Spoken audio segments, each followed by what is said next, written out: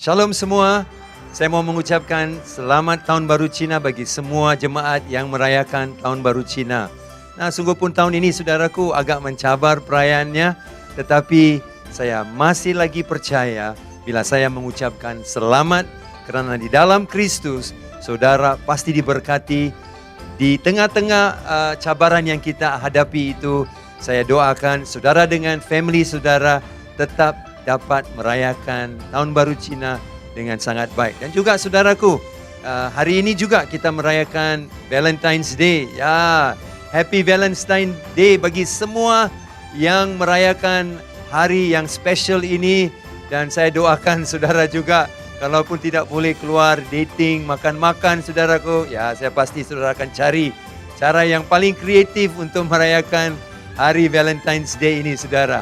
Mari saudara, sungguh pun kita dibatasi oleh banyak pergerakan kita dibatasi oleh banyak hal. Tetapi kita percaya hari Minggu ini kita akan dilawat Tuhan dan kita diberkati dengan firman Tuhan.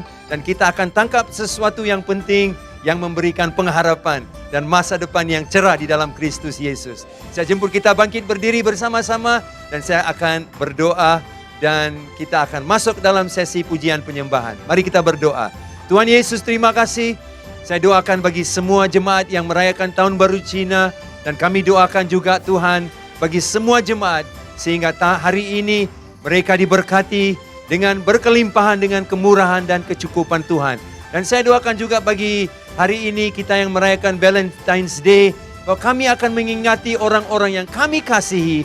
Karena kami telah dikasihi terlebih dulu oleh kasih Allah yang begitu besar buat kami. Terima kasih Tuhan untuk hadirat Allah di dalam tengah-tengah kebaktian ini. Sungguh pun kami dibatasi oleh banyak hal, tetapi kami percaya kami sudah diberkati di dalam Kristus Yesus dan kami akan menikmati yang terbaik hari ini. Biar pujian penyembahan ataupun dalam firman dan semua yang kami nikmati pasti semuanya luar biasa. Di dalam nama Tuhan Yesus Kristus Bapa, berkati masa ini dan berkati jemaat Tuhan. Haleluya. Amin. Mari kita masuk dalam pujian penyembahan dan kita nikmati yang terbaik daripada Tuhan. Tuhan Yesus memberkati. Shalom semuanya. Siap memuji Tuhan? Amin. Haleluya.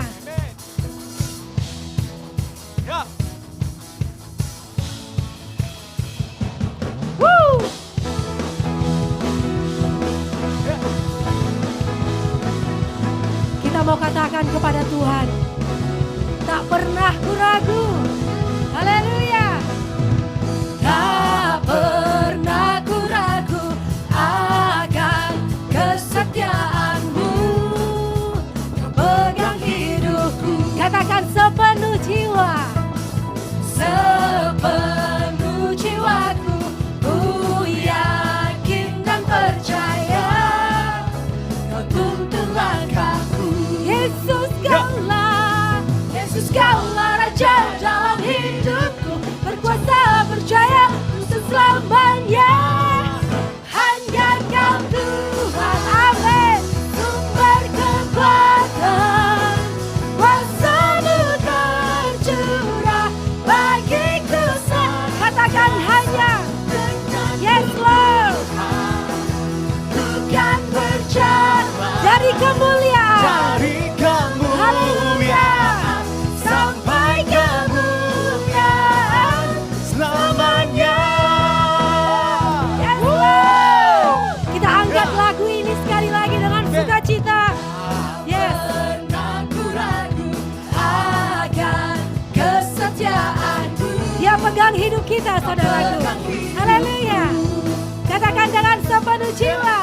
Sepenuh jiwaku, ku yakin dan percaya. Kau tuntun langkahku. Yesus Kaulah, Yesus Kaulah Raja dalam hidupku. Berkuasa percaya untuk selamanya. Siap semua? Yeay! Sumber kekuatan, kuasa-Mu tercurah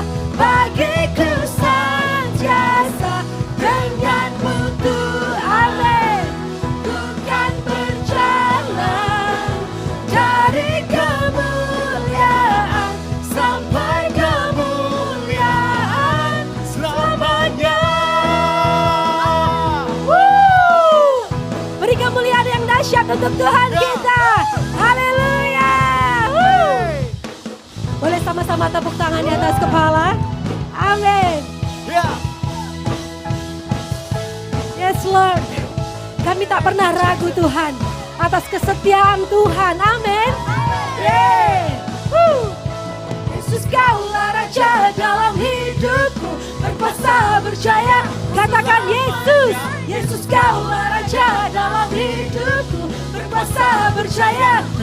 Come on ABCC. Hanya Kau Tuhan, sumber kekuatan, kuasa-Mu tercurah bagiku senantiasa. Denganmu Tuhan, ku kan berjalan dari kemuliaan.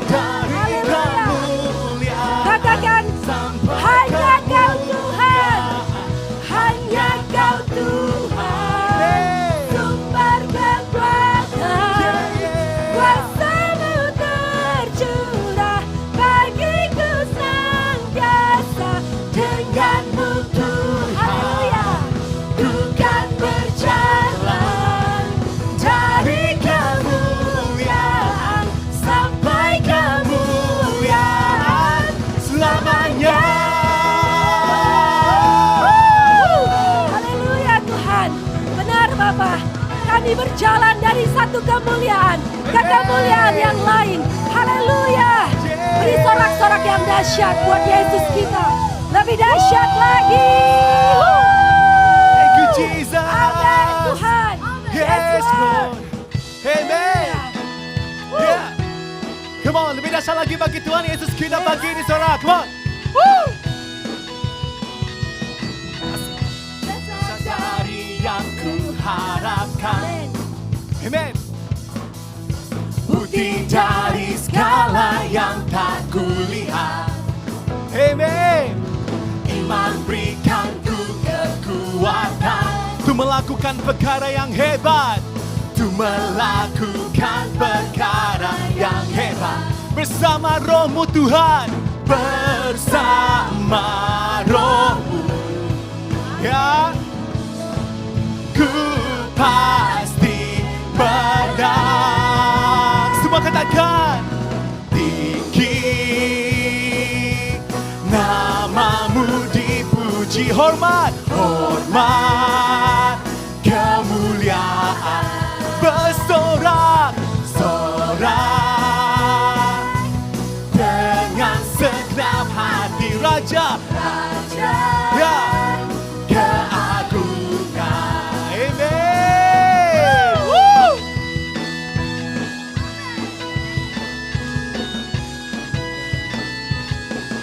Amen. Kau tak biarkan pencobaan melebihi semua batas kekuatanku. Melebihi batas kekuatanku. Oh, berikan ku kemuliaan, semakin serupa dengan gambaranmu, semakin serupa dengan gambaranmu. Bersama Roh-Mu Yesus, bersama Roh-Mu, kami pasti menang Tuhan. Ku pasti menang. Everyone say, tinggi, namamu dipuji, hormat, kemuliaan. Kita bersorak semua, sorak, amen, dengan segenap hati, Raja keagungan. Yeah. Woo. Woo. Yeah.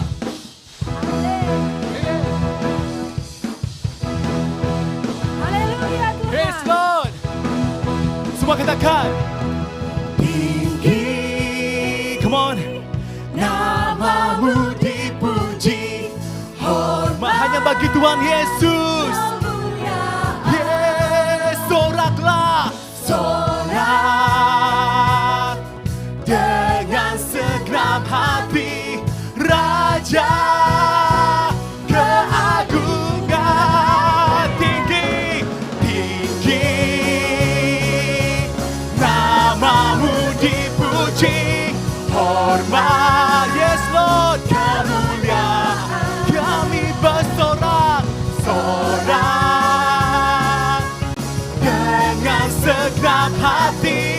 Raja keagungan, Raja, Raja keagungan, wow. Raja keagungan, wow. Yeah, thank you Lord.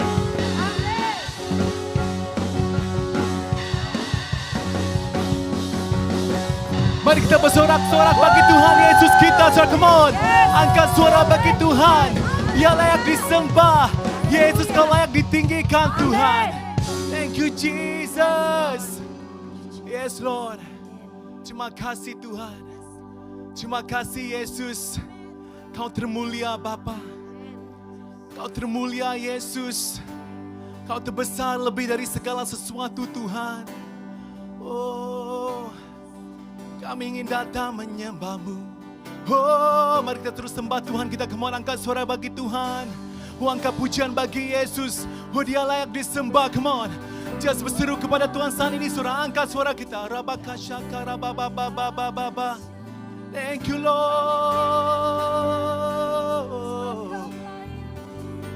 Thank you Lord. Thank you Lord. Ya Lord.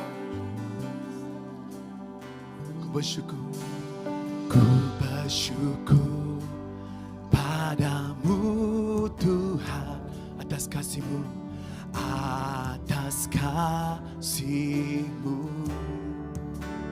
Ya, ku bermazmur bagi nama-Mu yang kudus. Ya Tuhan, sebab Engkau kebenaranku, padamu ku percaya. Amen. Betapa mulianya Tuhanku, ku rindu menyatakan. Semua katakan, tinggikan dirimu, sembah Dia, mengatasi langit, kebesaran-Mu Tuhan, mengatasi bumi. Tinggikan dirimu, mengatasi langit. Kemuliaan-Mu Tuhan, kemuliaan-Mu Tuhan, mengatasi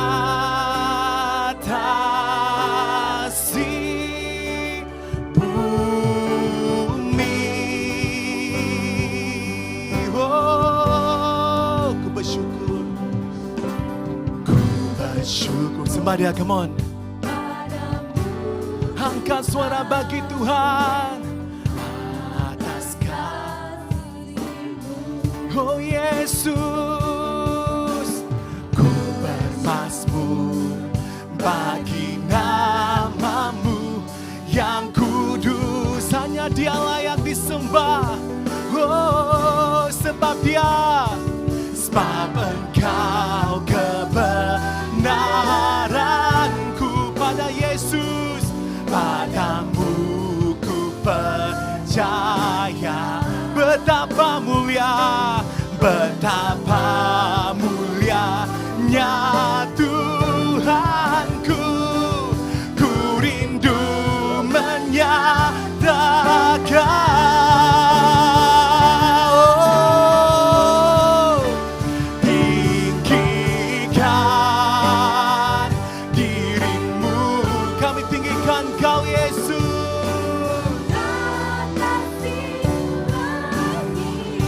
Tuhan, kebesaran-Mu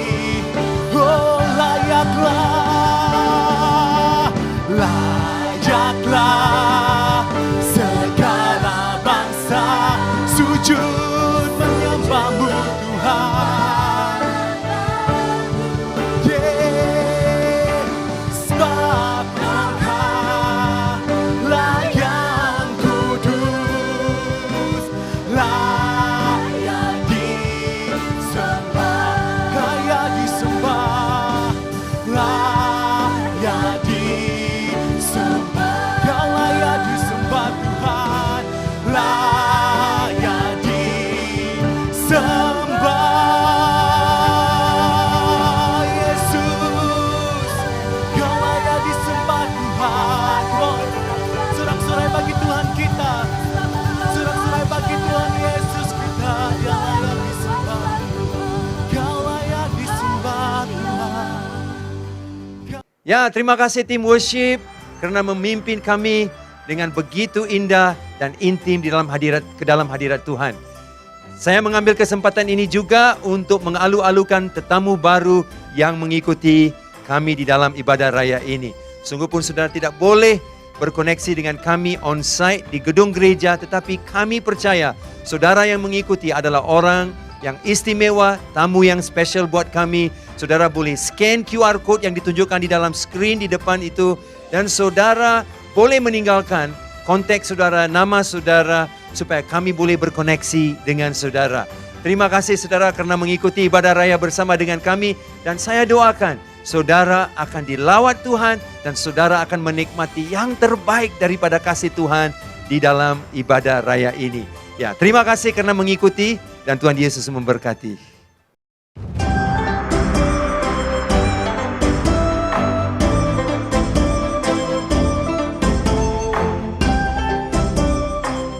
Selamat Tahun Baru, Gongxi Facai. 新年快乐，恭喜发财！ Selamat menyambut Tahun Baru Cina, Gongxi Facai.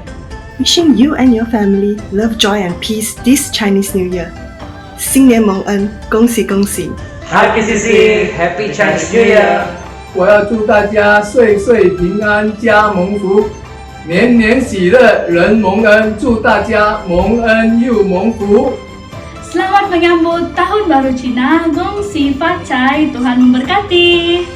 Happy New Year, God bless you, 恭喜发财。 Gongxi Facai. Semoga kalian sekeluarga diberkati semasa sambutan tahun ini. Amin. EPCC 新年快乐！恭喜发财 EPCC Happy New Year！ 我 Thomas， 我 Irene， 祝福大家新年快乐，新年蒙恩，新年蒙福。 Kami dari Excel Point Kuching, kepada semua pastor, pemimpin dan juga jemaat di EPCC, kami sekeluarga ingin mengucapkan Selamat Tahun Baru Cina, Gongxi Facai, Tuhan memberkati. 嗨，CPCC 的大家庭，祝你们新的一年恩上加恩，愿你们在主基督耶稣的爱里面有更多的健康、财富和恩宠。祝你们新年蒙恩！ 新年快乐！恭喜发财 Happy and blessed Chinese New Year！ 恭祝大家新年快乐，心想事成，蒙恩蒙福。 Happy Chinese New Year and 恭喜发财！我操！ Gongxi Facai. Happy Chinese New Year to all of you. Hope all of you will have a wonderful celebration with your friends and family. I just want to bless all of you to have the riches and the fullness of the glory of God in your health, in your finances, and in your relationship with one another. Enjoy your New Year celebration. 祝庆祝新年的朋友们新年快乐！ Wish every EPCC member Happy Chinese New Year， 恭喜发财！ EPCC 恭喜发财，新年蒙福。 Hello EPCC, 新年快乐. Blessed Chinese New Year everyone. The Lord bless you and your family richly and prosper you in this amazing, wonderful year. Amen. Blessed Chinese New Year everyone. Saudara, kita akan mendengar suatu pengumuman yang penting berkenaan dengan Help COVID. Puji Tuhan, saudara, setakat ini kita sudah pun mengumpul RM17,500 di dalam dana Help COVID. Ya, puji Tuhan saudara, terima kasih kerana kerelahan hati dan juga kesanggupan saudara memberi, kita bisa jadi berkat. Nah, minggu ini juga tim staff EPCC sudah pun bergerak saudaraku dan menjadi berkat di tempat-tempat checkpoint polis. Dan kami telah memberkati mereka dengan makanan supaya dalam proses mereka melakukan tugasan mereka sebagai barisan depan, mereka juga dihiburkan, mereka juga diberkati. Ini semua kerana melalui dana Help COVID ini kami dapat membantu dan menghiburkan mereka. Dan banyak lagi jemaat yang memerlukan bantuan di masa-masa ini, kami akan menyalurkannya melalui dana Help COVID ini. Terima kasih sekali lagi untuk pemberian saudara, dan saudara juga terus boleh memberi, dan ada beberapa cara saudara boleh memberi seperti tertera di dalam skrin di depan saudara. Saudara boleh memberi melalui cek kepada Excel Point, online, ATM, atau saudara juga boleh memberi melalui saluran Touch and Go, jadi e-wallet. Jadi saudaraku, terima kasih kerana saudara memberi dengan begitu rela, dan kita boleh jadi berkat untuk orang ramai yang sangat memerlukan di masa-masa yang sangat susah ini. Tuhan Yesus memberkati, dan terima kasih saudara. Shalom jemaat semua, hari ini saya ada suatu kabar. Tetapi kabar ini saudaraku agak sedih juga, kerana saya mau menyampaikan kepada kita semua tentang rancangan masa depan Pastor Alexis dan Anika, di mana mereka telah membuat keputusan untuk berpindah ke Germany dan tidak lagi melayani di EPCC. Nah, saudara jangan bersedih lagi, sebab di sebalik berita sedih ini ada kabar yang baik. Kabar baik itu adalah Pastor Alexis dan Anika telah diberkati dengan cahaya mata. Amin. Dan tidak lama lagi mereka akan melahirkan anak mereka yang pertama, dan mereka terpaksa pulang ke Germany untuk mengurus semua hal-hal perubatan dan juga lawatan-lawatan ke doktor dan sebagainya. Dan sebab itu mereka juga rasakan ini adalah masa yang penting untuk bersama dengan family mereka di Germany. So saudara, kita mau mendoakan untuk Pastor Alexis dan Anika, dan juga kita mau mengucapkan terima kasih kepada mereka kerana sudah lebih 3 tahun mereka melayani di EPCC Summit, di campus ministry, di dalam pelayanan pujian dan penyembahan di EPCC, dan juga sebagai staf EPCC sepenuh masa. Saudara, kita sangat diberkati dengan pelayanan mereka, tetapi Tuhan ada rencana yang lain untuk mereka, dan kita memberkati dan mengutus mereka supaya Tuhan terus pakai mereka di mana saja Tuhan bawa mereka, di dalam pelayanan maupun di dalam kehidupan keluarga mereka. Sebelum saya berdoa, saya akan berikan sedikit masa untuk Pastor Alexis dan Anika untuk memberikan kata-kata perpisahan dan juga untuk membawa kabar kepada kita semua. Mari Pastor Alexis dan Anika. Terima kasih Pastor Sam. Shalom semua jemaat Tuhan yang kami sangat kasihi. Shalom EPCC. Pertama kali saya ingin ucapkan ribuan terima kasih kepada EPCC, kepada Pastor Sam, kepada semua pastor-pastor, kepada semua tim pelayanan yang telah melayani bersama dengan kami selama lebih daripada 3 tahun ini. Kami sangat bersyukur, kami sangat berterima kasih atas berkat yang sangat besar ini, di mana kami dapat bersama-sama dengan EPCC keluarga ini, dan kami sangat mengasihi EPCC saudara. Dan ya, kami tahu ini sepertinya farewell, sepertinya kata-kata akhir kami, tapi kami percaya Tuhan ada rencana yang lebih besar lagi, di mana kami percaya Tuhan akan akan letakkan kami bersama-sama lagi, dengan mungkin satu hari nanti bersama dengan EPCC lagi untuk melayani bersama. Amen. Terima kasih Pastor Sam, terima kasih semua juga jemaat Tuhan yang kami sangat kasihi atas berkat support anda, pertolongan anda selama ini. Ya, mungkin istri saya ingin cakap sesuatu. Yeah, for me also, I will miss you very much. Saya sangat akan rindu kamu semua. Yeah, it was really a good time with you all, and we got to know so many of you so beautifully. So we are excited to stay in touch and excited for the journey of EPCC. Ya, dia mengatakan dia sangat diberkati dengan perjalanan pelayanan bersama-sama dengan EPCC, dan juga sangat diberkati dengan persekutuan saudara semua. Ya saudara, mari kita berdoa. Kalau siapa di rumah, kita arahkan tangan ya, dan kita memberkati mereka dan mengutus mereka untuk sesuai memenuhi semua rencana Tuhan. Bapa kami yang berkuasa di surga dan di bumi, kami bukan saja bersedih, tapi kami juga bersukacita karena di sebalik semua kesedihan, ada rencana yang besar dan indah yang mungkin mata manusia tidak melihat. Sekarang kami serahkan Pastor Alexis dan Anika ke dalam tangan-Mu. Kerana Tuhan punya rencana yang dahsyat dan baik dan luar biasa buat mereka. Ketika mereka kembali ke Germany, mereka berobat di sana Tuhan, dan mereka mendapat semua perhatian yang perlu untuk melahirkan anak yang telah Tuhan karuniakan kepada mereka.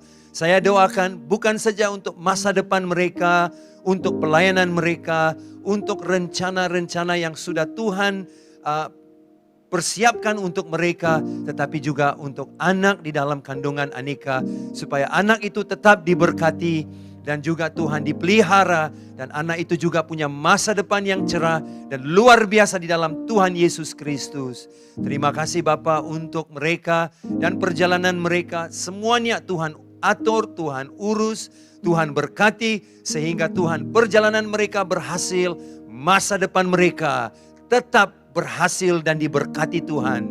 Terima kasih Bapa, berkat Allah Bapa, Anak, Roh Kudus memberkati mereka. Amin, amin. Terima kasih Pastor Alexis dan Anika. God bless you. Saudara, ini adalah kesempatan untuk kita memberi kepada Tuhan. Saudara, khususnya kalau saudara mau memberi dalam pemberian perpuluhan, saudara memberi dalam pemberian misi, dan juga pemberian-pemberian lain yang saudara tergerak untuk memberi, saudara boleh berikan melalui saluran online ini. Dan ada beberapa saluran pemberian yang telah pun disiapkan oleh gereja. Di antaranya saudara boleh memberi melalui cek, melalui pemberian online, ataupun melalui pemberian ATM, dan juga e-wallet, touch and go, saudara juga boleh memberikan. Saudara, di masa-masa seperti ini, gereja tetap menyambung pemberian misi kita, kerana rakan-rakan sepelayanan kita di luar negara ataupun di Malaysia, mereka tetap memerlukan keperluan dan pelayanan mereka tetap berjalan. Dan kalau juga saudara mau memberi dalam pemberian misi, saudara juga boleh memberi melalui saluran yang sama, tetapi pastikan saudara memberikan info bahwa pemberian itu adalah untuk pemberian misi. Saudara, terima kasih untuk pemberian semua. Saya mengucapkan thank you kepada saudara kerana memberi dengan begitu setia. Saya akan pimpin Bapak Ibu semua di dalam doa dan kita akan memberi. Mari kita berdoa. Tuhan Yesus, terima kasih kerana Allah tetap setia dan tetap menjaga semua keperluan EPCC dan semua keperluan komitmen-komitmen yang tetap sedia ada untuk aspek keuangan gereja di sepanjang musim yang mencabar ini. Kami bersyukur Tuhan tidak pernah lupa ataupun tidak pernah pemberian itu stop, tetapi Allah telah melimpahkan di dalam hidup kami. Bapak, sekarang sambil jemaat Allah memberi, Tuhan berkatilah semua pemberian ini, kiranya ini menjadi suatu persembahan yang harum, yang memuliakan dan meninggikan nama Tuhan Yesus Kristus. Terima kasih Tuhan, kami ucapkan syukur di dalam nama Tuhan Yesus Kristus. Amin. Terima kasih saudara untuk pemberiannya. God bless you.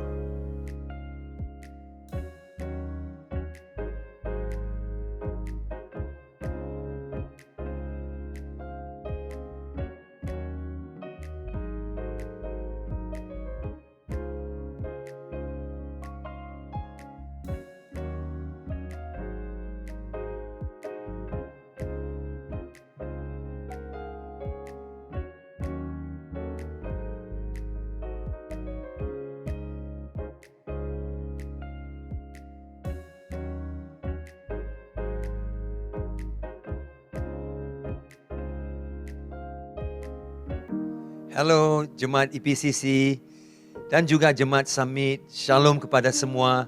Saudara yang kekasih, tema gereja kita tahun ini adalah bersekutu dan bertumbuh. Dan ada penekanan yang penting tentang tema ini, yaitu keperluan kita terlibat di dalam kelompok kecil, seperti kelompok sel ataupun connect group. Saudara, kenapa penekanan ini dilakukan tiap minggu atau beberapa minggu yang lalu ini? Karena saudaraku memandangkan apa yang sedang berlaku di dalam musim pandemik ini. Keperluan untuk kita bersekutu dan bertumbuh khususnya dalam kelompok kecil bukanlah suatu pilihan lagi. Bukanlah suatu yang kita kalau mau kita buat, kalau tidak mau saudaraku kita ketepikan. Tapi ini menjadi suatu asas, satu fondasi, satu yang sangat perlu untuk pertumbuhan bukan saja rohani, tetapi saudaraku untuk keakraban kita sebagai saudara seiman. Saudara, Allah Bapa, Anak, Roh Kudus. Tritunggal ini saudaraku kita lihat adalah satu gambaran komunitas.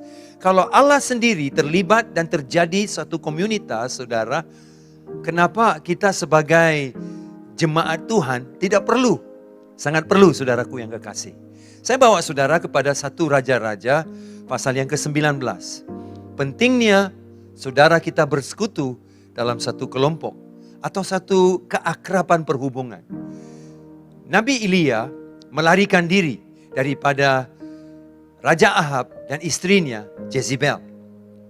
Karena Jezebel telah mengugut mau membunuh dia. Nah saudaraku dalam proses dia melarikan diri, perkara pertama yang Elia lakukan dan dalam pandangan saya itu salah adalah karena dia meninggalkan bujangnya, ayat yang ketiga dalam 1 Raja-Raja 19.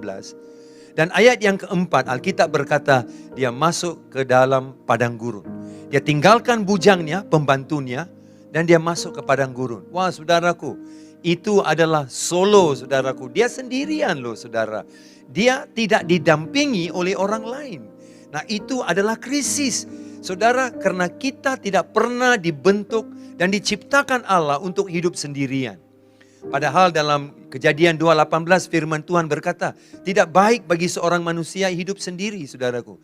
Tapi Elia, saudaraku, tinggalkan bujangnya dan masuk ke padang gurun sendirian.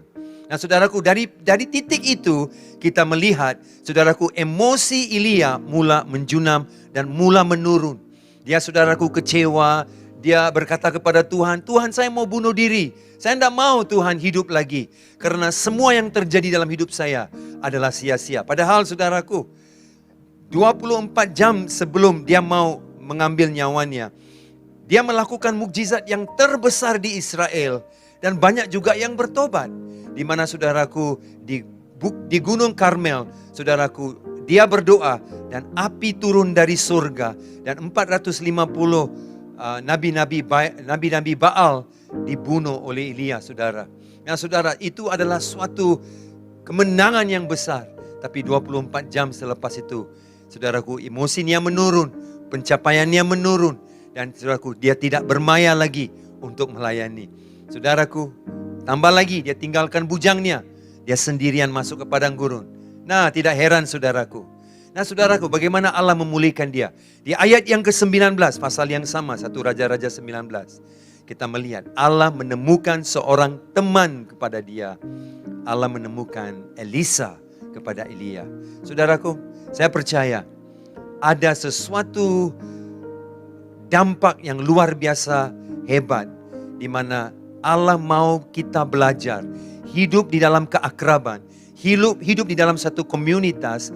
Karena itu membawa kita saudaraku kepada suatu tempat di mana bukan saja emosi kita dikuatkan, ada juga perkembangan secara pribadi, tapi saudaraku secara rohani itu membawa kita lebih akrab dengan hubungan dengan Tuhan. Nah saudaraku yang kasih, marilah Allah tidak pernah meninggalkan kita untuk hidup sendirian, malah dalam satu komunitas. Saudara, kalau saudara mau ikut kelompok kecil atau kelompok sel, saudara lihat QR code-nya, saudara boleh scan, tinggalkan nama saudara, dan kami akan bantu saudara untuk mencari satu kelompok kecil untuk saudara.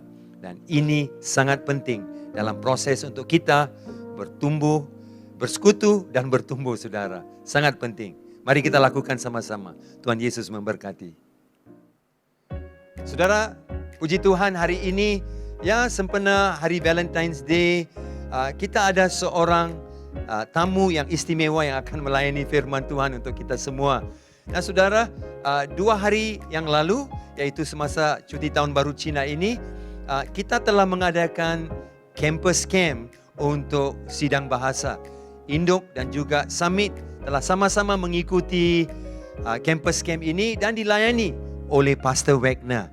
Dan Pastor Wagner juga adalah tamu istimewa yang akan melayani firman Tuhan minggu ini. Puji Tuhan saudaraku, di dalam campus camp ini saya pasti semua yang mengikuti telah diberkati dengan firman yang disampaikan oleh Pastor Wagner, dan saya difahamkan ada 65 orang peserta yang mengikuti online campus camp ini. Puji Tuhan saudaraku, COVID tidak boleh membatasi semua yang Tuhan rencanakan yang terbaik untuk kita semua. Dan juga saudara, sungguh pun dia di Kuala Lumpur, tetapi Pastor Wagner dapat melayani kita semua kerana saudaraku saluran komunikasi online ini. Saudara, Pastor Wagner melayani di SIB Live di bawah kepimpinan senior pastor mereka iaitu Pastor Daniel Tan. Saudara semua pasti kenal Pastor Daniel Tan. Dan saya pasti saudara juga kenal Pastor Wagner. Pastor Wagner sudah berkeluarga. Dan saudaraku, Pastor Wagner adalah seorang pemain muzik dan juga saudaraku seorang drama yang luar biasa mantap saudaraku. Dia seorang musician yang boleh main banyak alat muzik, dan dia juga adalah seorang yang suka saudaraku berjogging dan bersenam. Dan saudara melihat dia saudaraku, luar biasa orangnya dipakai Tuhan.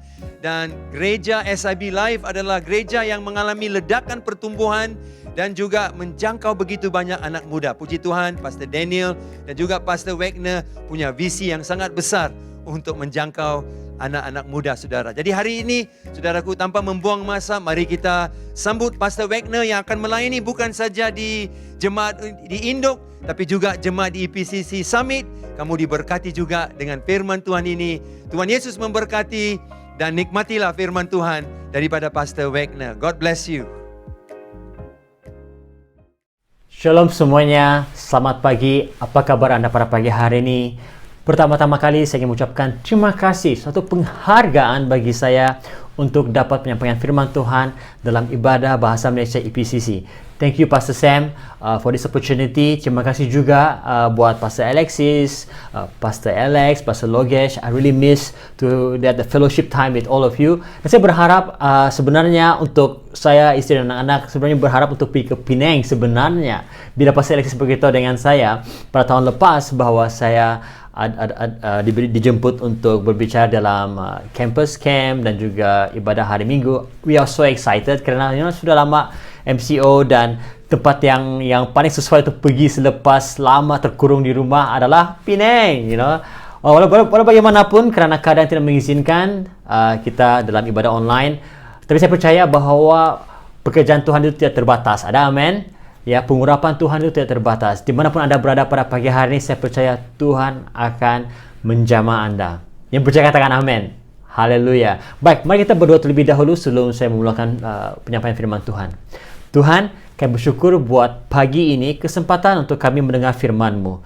Jamah Tuhan Yesus hati kami, telinga rohani kami, mata rohani kami Tuhan, dan pemikiran kami. Biar Tuhan, firman-Mu yang kami dengar pada pagi hari ini Tuhan Yesus akan mengubah persepsi kami mengenai Engkau. Dan terlebih-lebih Tuhan, biar Tuhan kebenaran firman-Mu yang kami dengar pada pagi hari Tuhan akan menguatkan kami.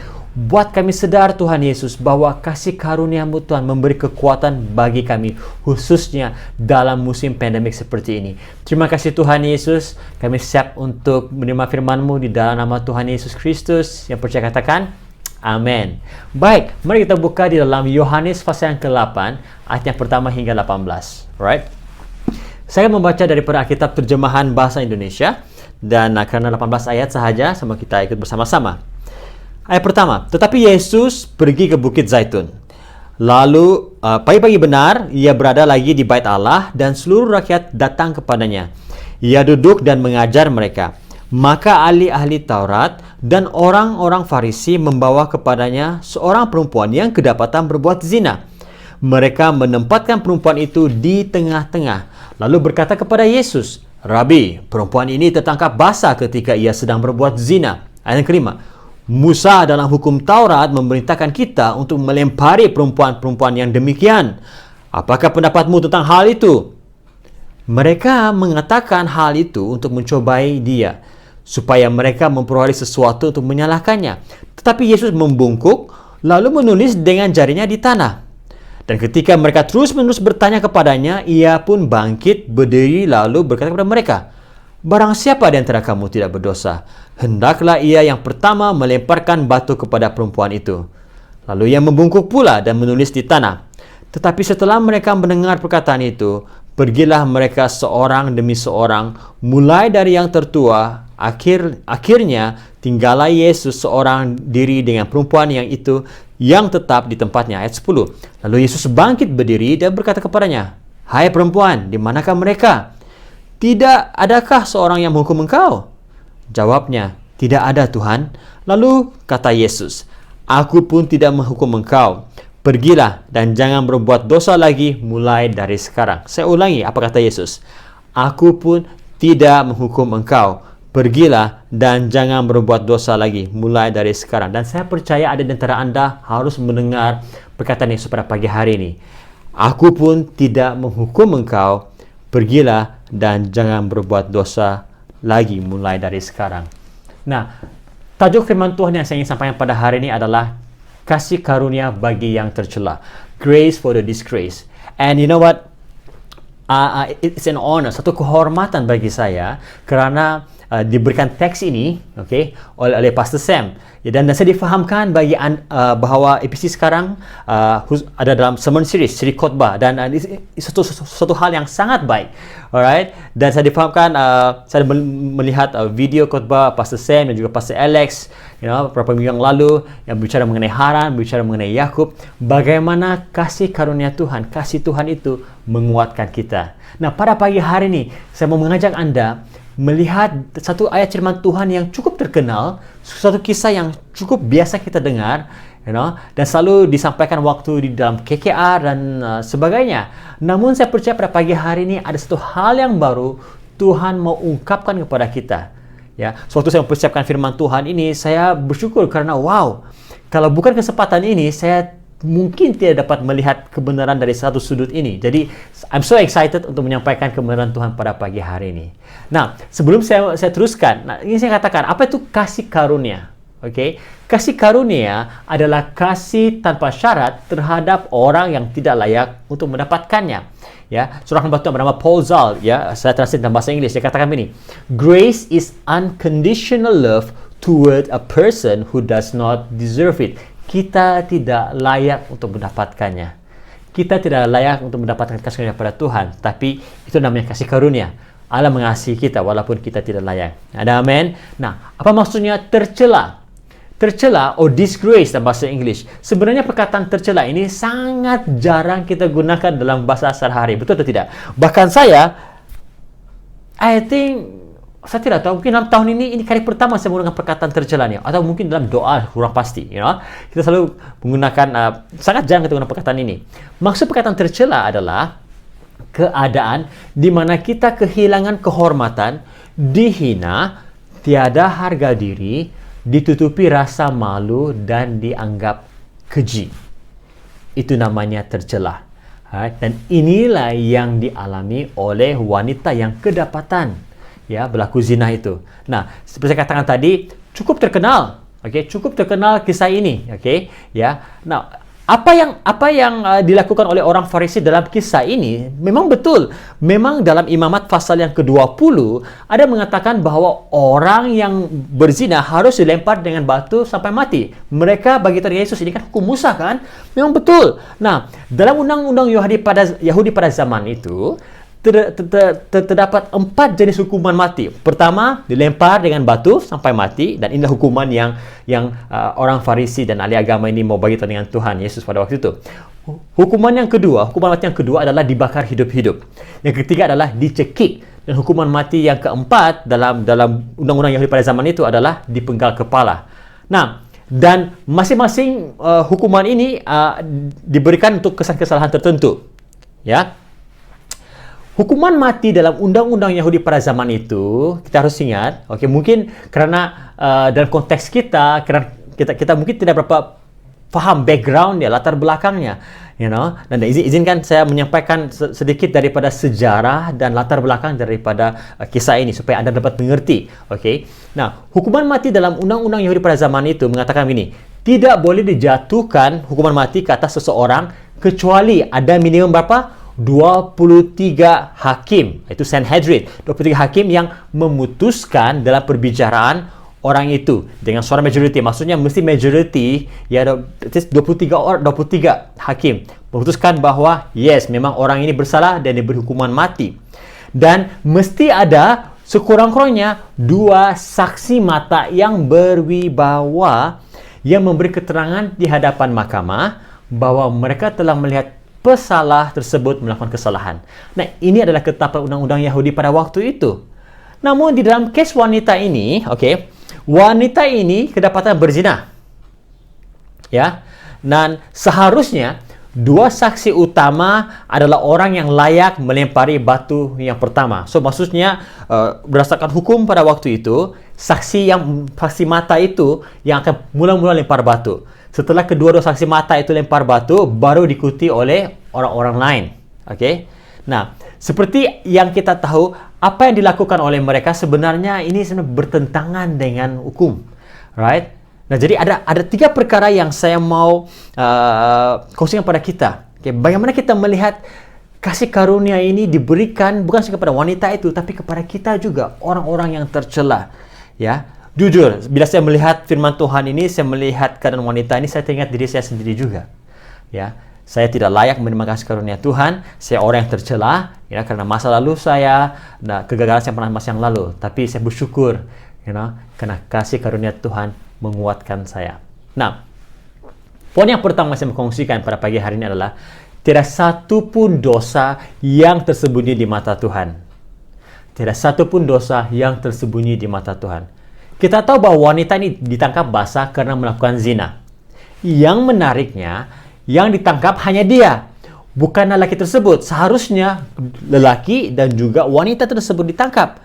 Ya, dan saya pasti kita semua pernah melalui situasi yang lebih kurang sama seperti wanita ini. Nah, bukan maksudnya kita ditangkap basah, tetapi peristiwa di mana kita kedapatan, diketahui, orang bilang ditangkap basah, kedapatan melakukan dosa, namun orang yang mempengaruhi kita, menipu kita, menggoda kita untuk berbuat dosa itu tidak kedapatan, tidak ditangkap. Kita bilang, this is not fair, tidak adil. Kenapa dia tidak? Betul tidak? Right? Nah, bayangkan, saya rasa mungkin ini dalam kepala wanita tersebut berada ditangkap. Ya. Nah, dalam Yohanes pasal 8 ayat 7 hingga 9, salah satu bahagian dalam ayat ini sebenarnya cukup menjadi topik yang hangat di kalangan para pastor dan juga pengkaji Alkitab, which is dalam bahagian ayat yang ke-8, apabila Yesus membungkuk, ya, dan menulis sesuatu di tanah. Nah, tidak dinyatakan apa yang dia tulis dan mengapa dia menulisnya, tidak dinyatakan firman Tuhan ini, tapi harus kita tahu bahwa firman Tuhan ini ditulis dalam konteks budaya pada waktu itu. Ya, makanya tadi saya bagi tahu sedikit latar belakang, mengenai hukuman lempar dengan batu itu. Nah, saya mau teruskan. Jadi, bagi orang yang membaca tulisan Rasul Yohanes ini, mungkin dengan segera mereka dapat menangkap apa yang Yesus lakukan. Karena mereka orang Yahudi dan mereka berasal daripada budaya itu. Bila mereka baca ayat ini, bilang, mereka tangkap. Tapi bagi kita, apa itu? Right? Nah, namun saya membuat sedikit penyelidikan dan menemukan sedikit latar belakang, background history mengenai bahagian ini, mengenai tulisan di tanah ini, Dan saya kamu just follow me, dan di akhirnya saya akan beritahu kamu apa poin yang saya mau sampaikan. Nah, dalam hukum orang-orang Yahudi pada waktu itu, setiap kali seseorang ditangkap atau kedapatan berzina, lelaki dan wanita itu harus dibawa ke salah satu pintu gerbang Bait Allah yang diberi nama The Nicanor Gate, pagar ataupun pintu gerbang Nicanor. Dan di sanalah akan dibacakan tuduhan terhadap mereka. Nah, sekiranya saksi dapat dikumpulkan untuk mengesahkan bahwa perzinahan memang telah dilakukan, maka ada upacara tertentu yang akan dilakukan untuk membuat penghakiman. Tapi mesti ada saksi mata. Namun dalam Yohanes 8 ini, mereka, orang Farisi dan ahli Taurat yang lain, mereka hanya membawa wanita itu. Lelaki terlibat sama, tidak ditangkap. Ini jelas melanggar hukum yang sudah ditetapkan. Ya, kamu tidak boleh sembarangan mau hukum bunuh orang lempar dengan batu, mesti memenuhi kriteria, betul tidak? Nah, Perkara yang kedua, perkara pertama, mereka sudah melanggar hukum yang sudah ditetapkan, yaitu tiada saksi mata dan yang lelaki tidak ada. Okey, pesala lelaki tidak ada. Kedua, imam yang mengadili kes tersebut, okey, akan kemudian membongkok dan menulis hukum-hukum yang telah dilanggar bersama dengan nama-nama tertuduh di atas lantai bait suci. Nah, ini yang Yesus lakukan.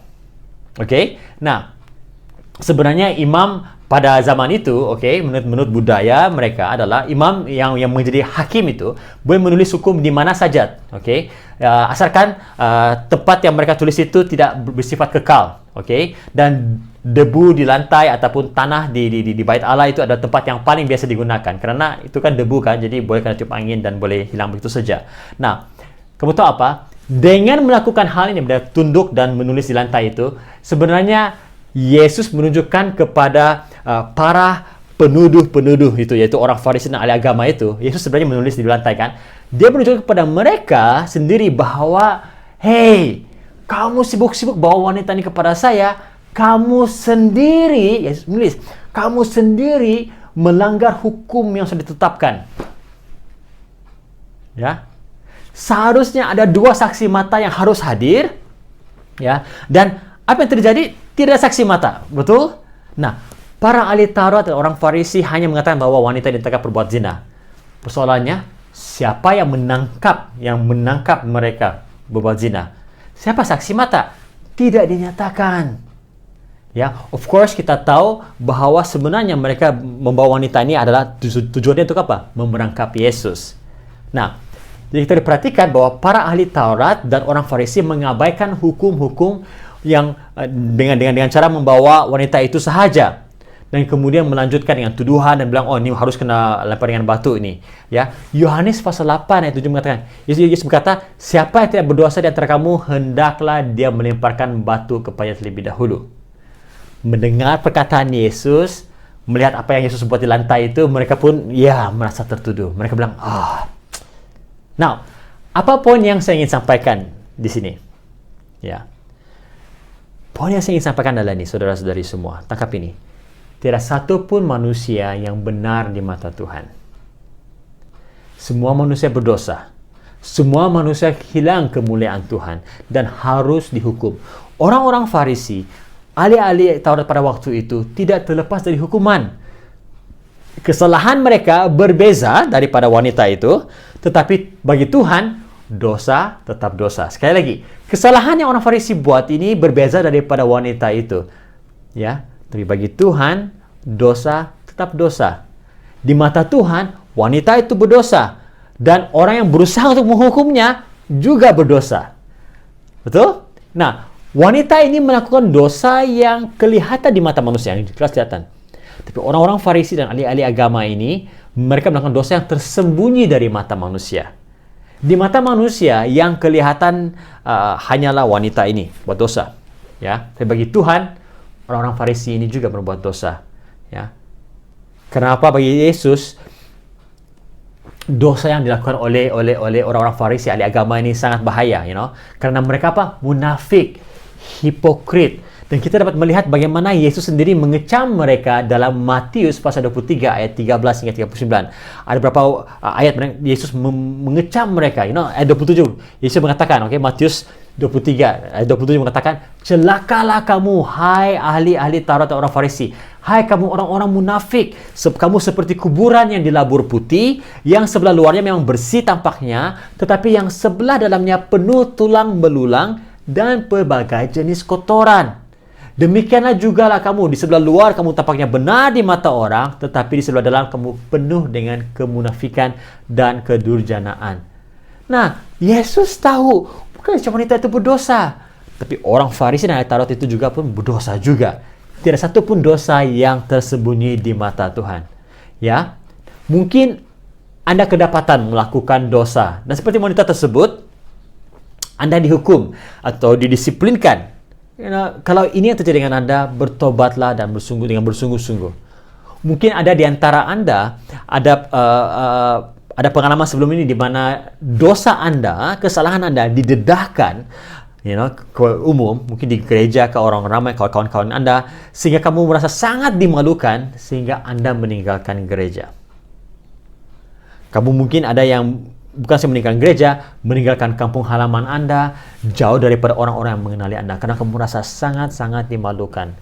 Dosa Anda didedahkan. Saya beritahu Anda bahwa pada hari ini, hari ini merupakan hari penerobosan bagi Anda, karena firman Tuhan berkata dalam 1 Yohanes pasal yang apa? Yang pertama ayat 9 hingga 10. Jika kita mengaku dosa kita, maka Ia, yaitu Tuhan, adalah setia dan adil, sehingga Dia akan mengampuni segala dosa kita dan menyucikan kita dari segala kejahatan. Nah, stop sini. Mungkin mengatakan, oh pastor, saya tidak berbuat zina seperti wanita ini. Saya oke saja, serta daripada keluarga yang baik.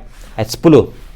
Jika kita berkata bahwa kita tidak ada berbuat dosa, maka kita membuat Dia menjadi pendusta dan firman-Nya tidak dalam diri kita. Berhati-hati, setiap kita adalah orang yang berdosa. Sekali lagi, beza wanita yang kedapatan berzina dengan orang Farisi itu adalah apa? Wanita itu melakukan dosa yang kelihatan, orang nampak. Orang Farisi itu membuat dosa dalam hati mereka. Tapi bagi Tuhan, tidak satu pun dosa yang tersembunyi. Tuhan melihat. Ya, bukan saja Tuhan mengampuni kita, tapi apa firman Tuhan yang katakan, Dia mau menyucikan kita dari segala kejahatan. Amin. Haleluya. Amin. Anda mungkin tahu ada orang-orang lain yang turut melakukan dosa pelanggaran, yang mungkin sama seperti Anda, namun Anda perhatikan, wah, sepertinya orang itu bebas melakukan dosa. Tidak satu pun yang tahu kah? Tidak satu pun yang buat melaporkan kepada pastor kah? Ini jangan lupa saudara, jangan lupa. Tidak satu pun dosa manusia yang tersembunyi di hadapan Allah. Ya, cepat atau lambat, setiap kita akan dihakimi, setiap dosa kita akan didedahkan. Jika Anda sadar bahwa diri Anda berdosa dan memerlukan pengampunan daripada Tuhan hari ini, saya ingin beritahu dengan Anda, kasih karunia dari Yesus tersedia bagi Anda pada hari ini. Yang percaya katakan amin. Amin. Nah, poin yang kedua, daripada pembacaan ini kita lihat bahwa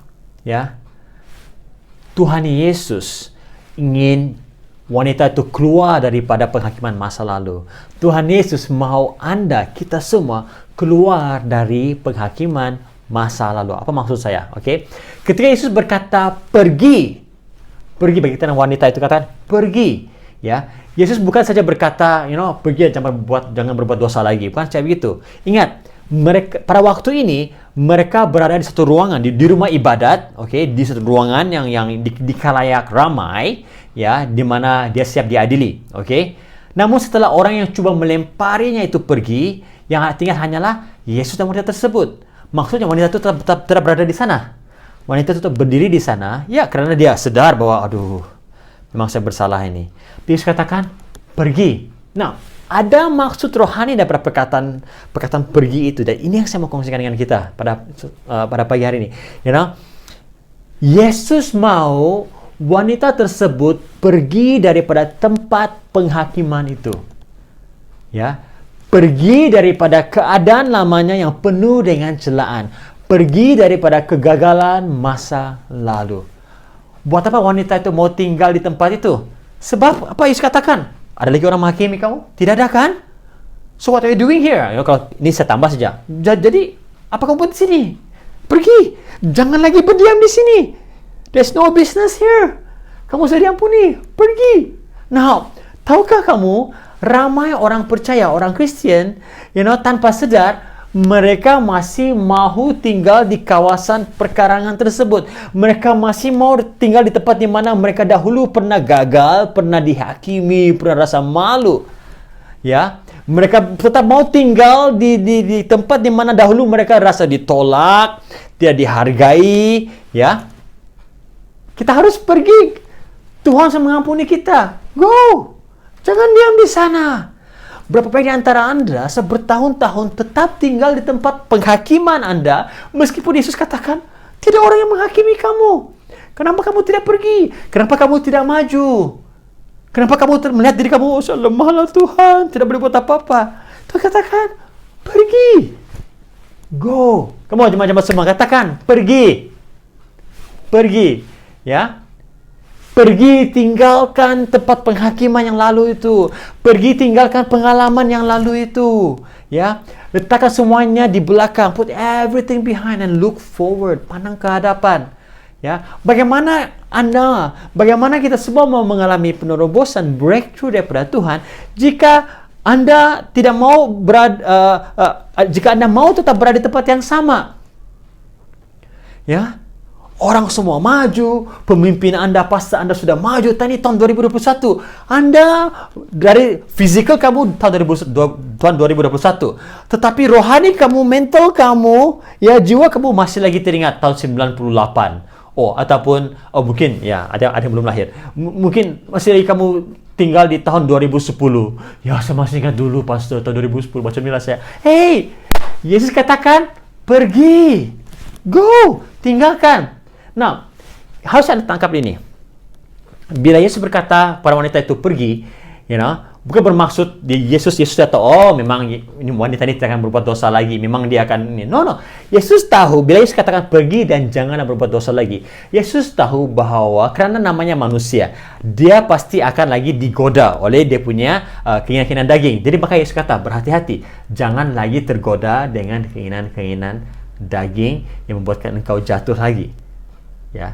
Sebagai manusia, selagi kita hidup di dunia ini, kita akan selalu digoda oleh dunia.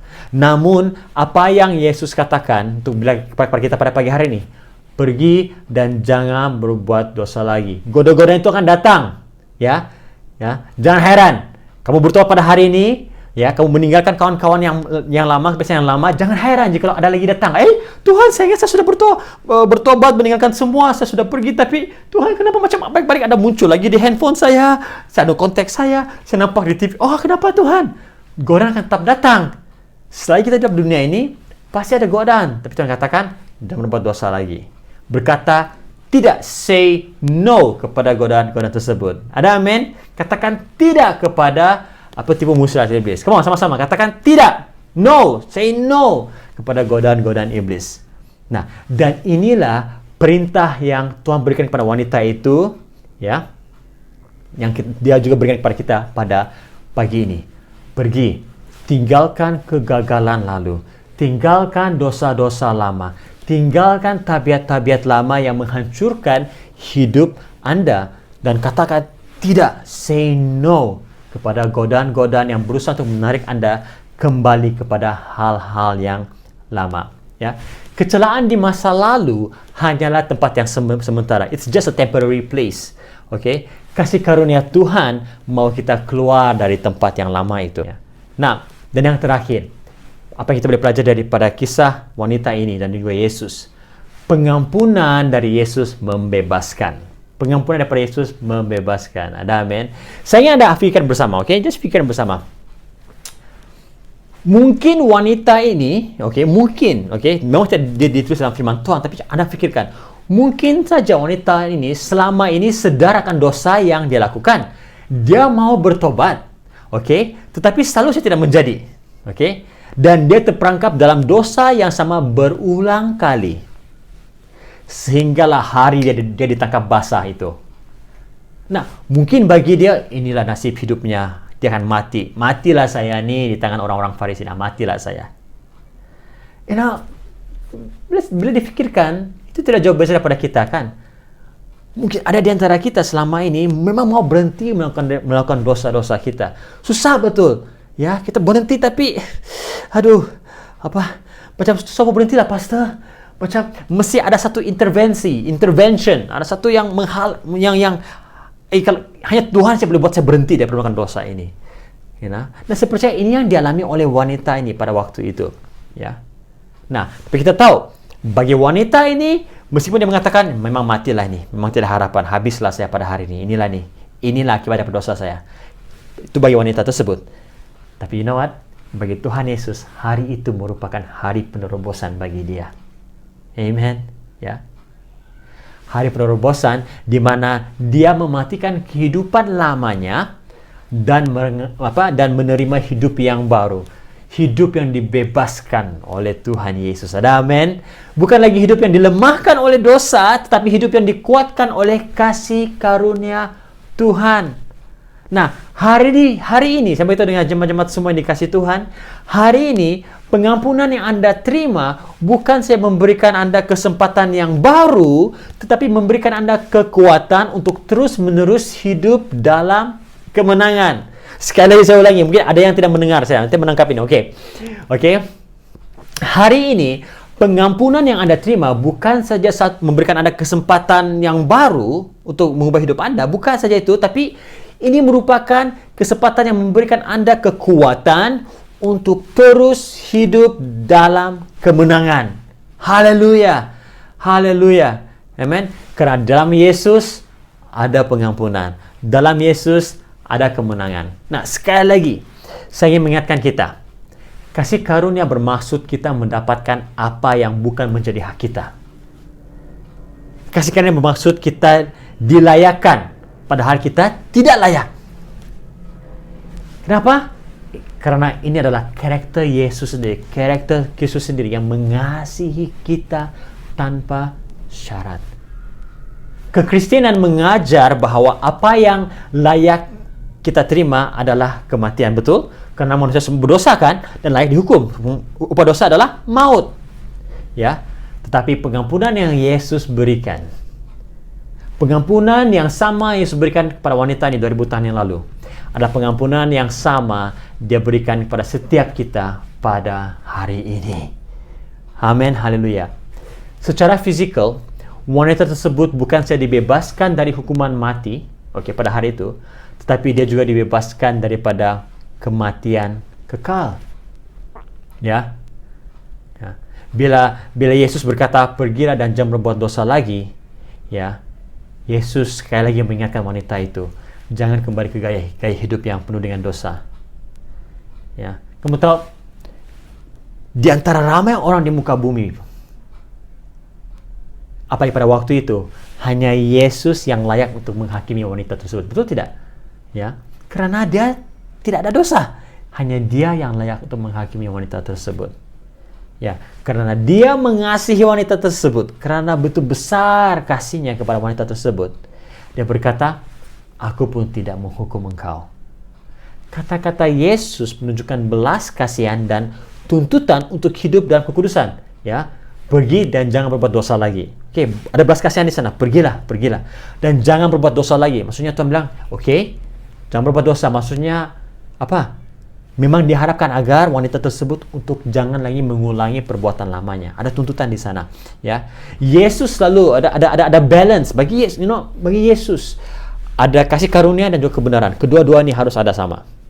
Ya, kasih karunia dan kebenaran. Yesus menyatakan kebenaran bahwa yes, kau berdosa, tapi yes, kau diampuni. Pergi. Ada amin? Ya, Yesus mengampuni wanita tersebut, memberi peringatannya untuk memberi peringatan kepada dia untuk hidup dalam kekudusan. Ya, Yohanes pasal 14 ayat 15 mengatakan begini, bahwa jika kita mengasihi Yesus, kita akan selalu mau melakukan apa? Perintahnya. Betul. Siapa yang mengasihi Tuhan Yesus pada pagi hari ini? Come on, angkat tangan Anda. Jika Anda mengasihi Yesus, Anda akan selalu mau melakukan perintahnya. Amin. Dalam Mazmur 103 ayat 8 hingga 12 mengatakan bahwa Tuhan adalah penyayang dan pengasih, panjang sabar, haleluya, berlimpah kasih setia, tidak selalu yang menuntut, dan tidak untuk selama-lamanya dia berdendam. Wah, puji Tuhan, karena kita memiliki Tuhan yang yang tidak selama-lamanya berdendam. Ya, tidak dilakukannya, ayat 10, tidak dilakukannya kepada kita setimpal dengan dosa kita, dan tidak dibalasnya kepada kita setimpal dengan kesalahan kita. Nah, dunia mengatakan bahwa kamu berbuat dosa, disebutkan nama kamu, kamu berbuat dosa. Ya.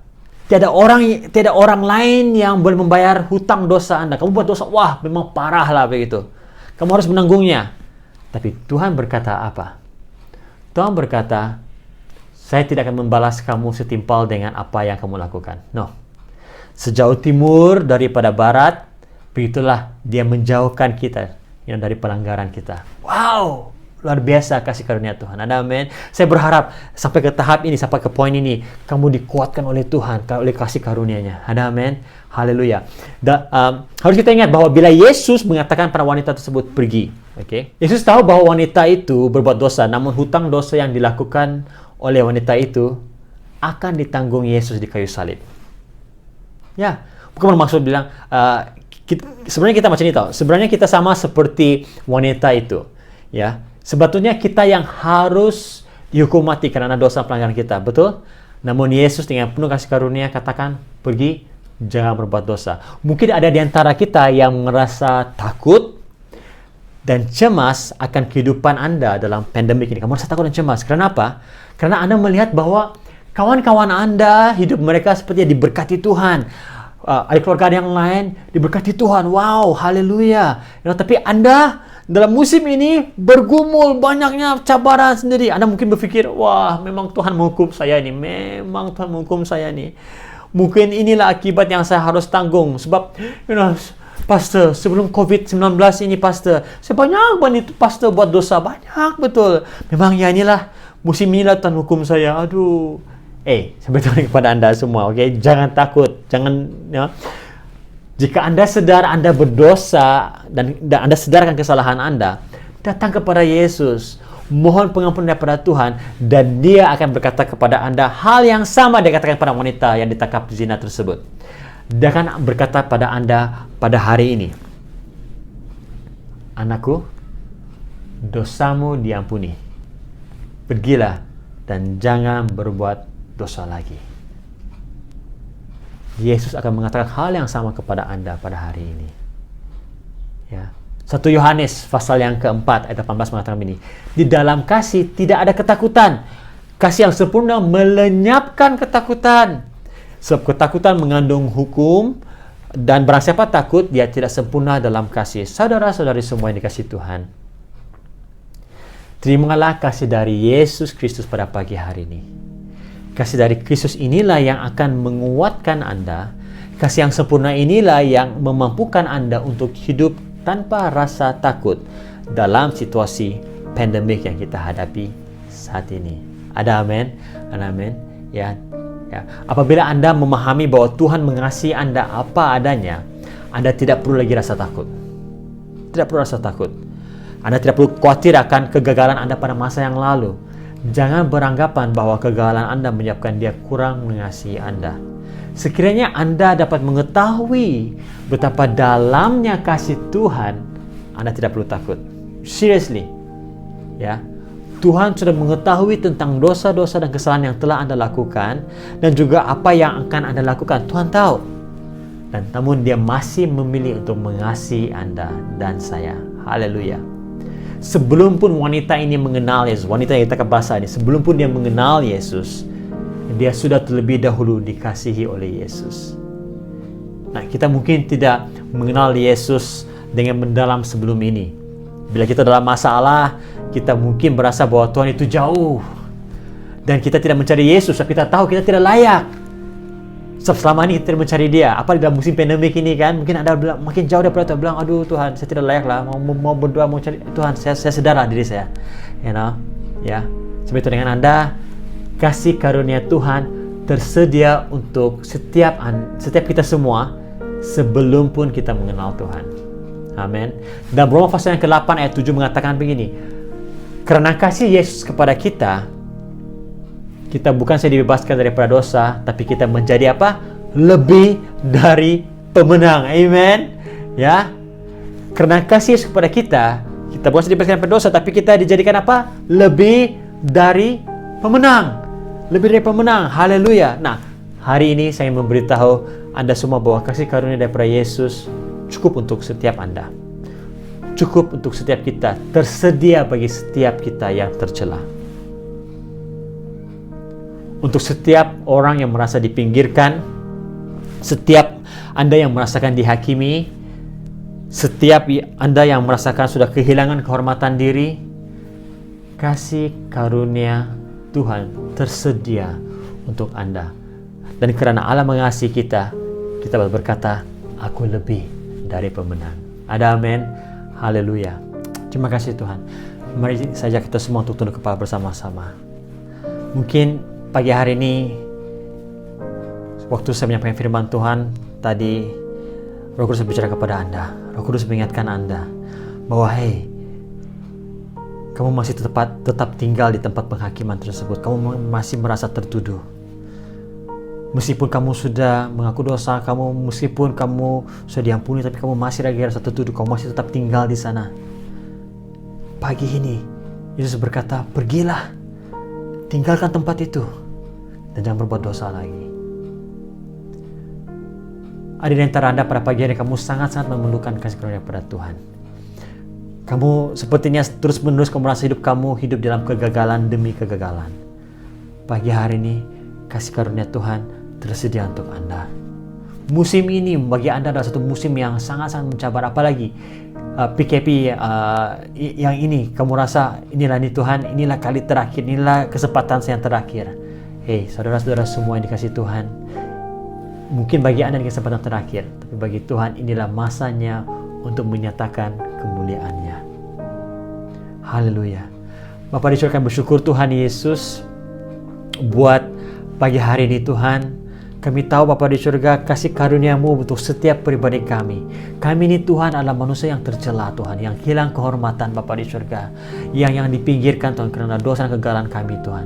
Kami bersyukur Tuhan karena Engkau Tuhan yang mengampuni kami, Engkau Tuhan yang menerima kami apa adanya, bahkan Engkau Tuhan yang membebaskan kami daripada kutuk-kutuk dosa. Terima kasih Yesus. Pagi hari ini Bapa di surga, saya berdoa untuk setiap anak-anak-Mu, jemaat-jemaat di IPCC dan semua yang mendengarkan firman-Mu pada pagi hari ini. Biar Roh Kudus-Mu berbicara kepada setiap pribadi kami Tuhan. Biar damai sejahtera-Mu memenuhi hati dan pikiran kami Tuhan. Buat kami Tuhan mengerti, terus menerus mengalami Tuhan kasih karunia-Mu yang Kau sudah berikan pada kami Bapa di surga. Tuhan Yesus, biar Tuhan hidup kami hari demi hari Tuhan semakin dekat dengan Engkau. Hari demi hari yang kami ingin lakukan adalah melakukan kehendak firman-Mu Bapa di surga. Terima kasih Yesus, terima kasih Tuhan buat hari ini. Saya berdoa Tuhan Kau berkati setiap anak-anak-Mu Bapa di surga. Biar mereka terus-menerus menjadi kepala dan bukan menjadi ekor. Biar dalam musim pandemik ini Bapa di surga Tuhan, kehidupan mereka akan menyatakan kemuliaan-Mu. Biar Bapa di surga dalam musim pandemik ini Tuhan, apapun cabaran yang mereka lalui Bapa di surga, tekanan Tuhan yang mereka lalui Tuhan Yesus di tempat kerja, dalam keluarga Tuhan.